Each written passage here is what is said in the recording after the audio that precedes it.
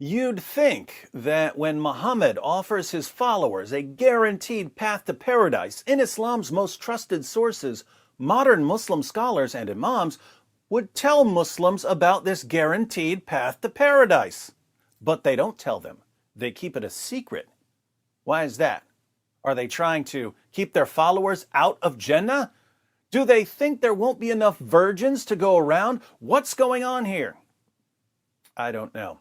But if Muslim scholars and imams aren't going to tell Muslims about Muhammad's guaranteed path to paradise, their good friend D. Wood will, because D. Wood cares. Now, there are some guaranteed paths to paradise that don't apply to Muslims today. For instance, in al-Bukhari's Al-Adab al-Mufrad 1183, we read, "It is related that Abu Huraira said, I never saw Al-Hasan without my eyes overflowing with tears.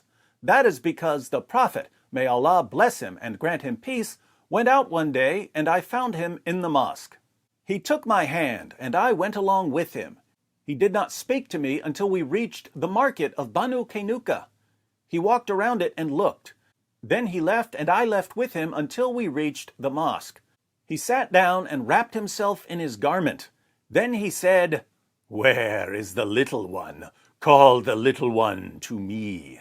Hassan came running and jumped into his lap. Then he put his hand in his beard. Then the Prophet, may Allah bless him and grant him peace, opened his mouth and put his tongue in his mouth. Then he said, 'Oh Allah, I love him. So love him and the one who loves him.'" According to another hadith, Musnad Ahmed 16,245, Muhammad would suck on the tongues and lips of little boys. But he explained why.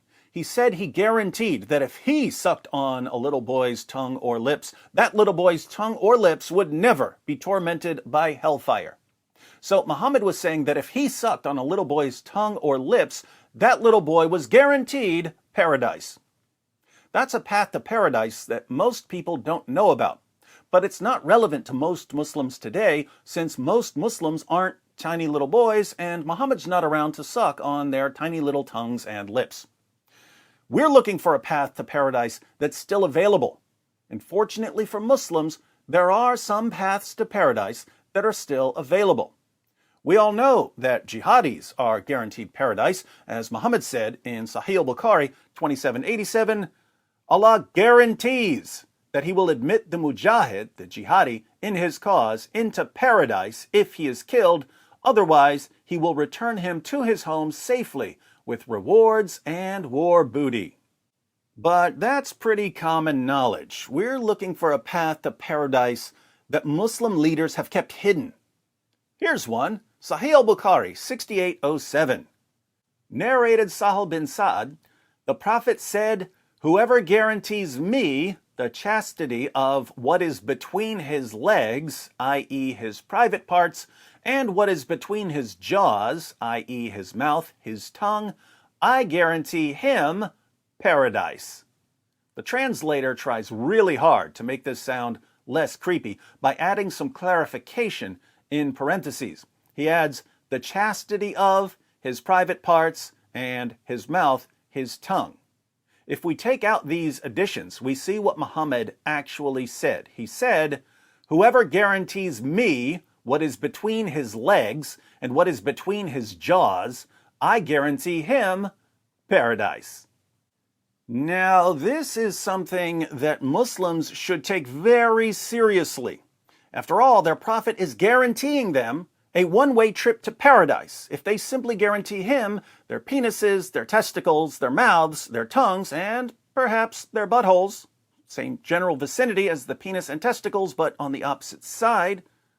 When Muhammad guarantees you a one-way trip to paradise, you should listen if you actually believe he's a prophet. But what does Muhammad mean? Well, there are two ways to interpret this, and they're both really bad. The first way to interpret this would be the sexual interpretation. Muhammad wanted his followers to promise him their private parts for all eternity, and he guaranteed them paradise so that they'd be able to keep their end of the bargain. We wouldn't normally go with such a disgusting interpretation, but when we examine Muhammad's life, there isn't much we'd put past this guy. He was a total pervert. The second way to interpret this hadith would be the shirktastic interpretation. This is the interpretation the translator was trying to present when he added the words, the chastity of. According to this interpretation, Muhammad was telling his followers to guarantee their chastity.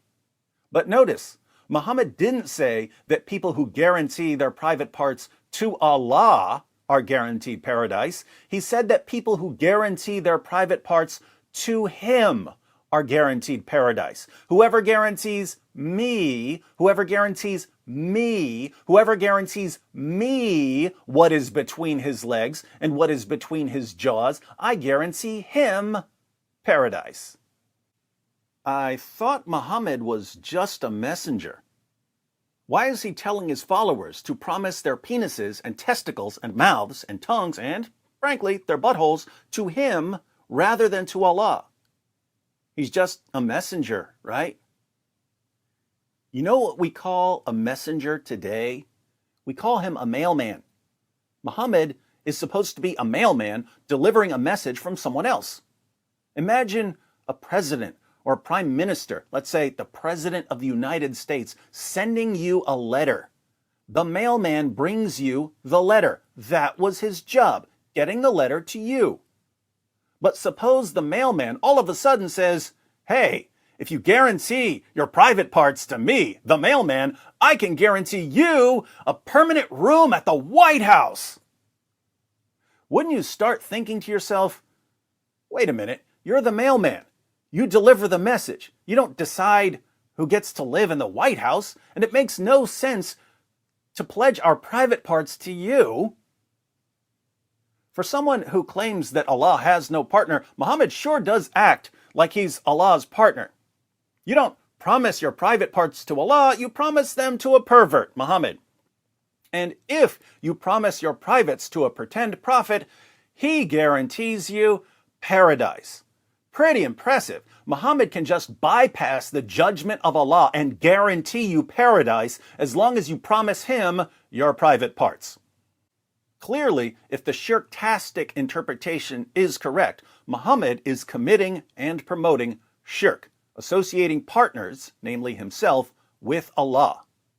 He's trying to get his followers to pledge something to him that they should be pledging to God, and he's claiming that he's handing out tickets to paradise.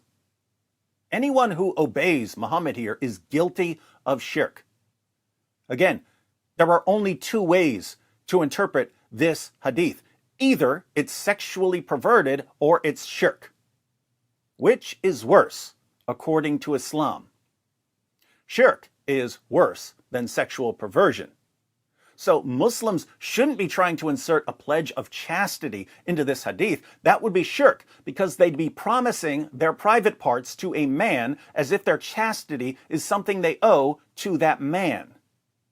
But this means that Muslims who don't want to commit shirk can only conclude that Muhammad was telling his followers that he wants their penises, their testicles, their mouths, their tongues, and, dare I say, their anuses for himself in paradise.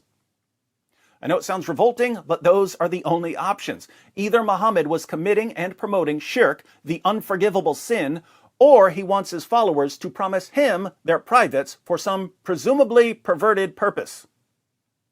To all my Muslim friends out there, assuming you don't want to accuse your prophet of shirk, I only have two questions for you.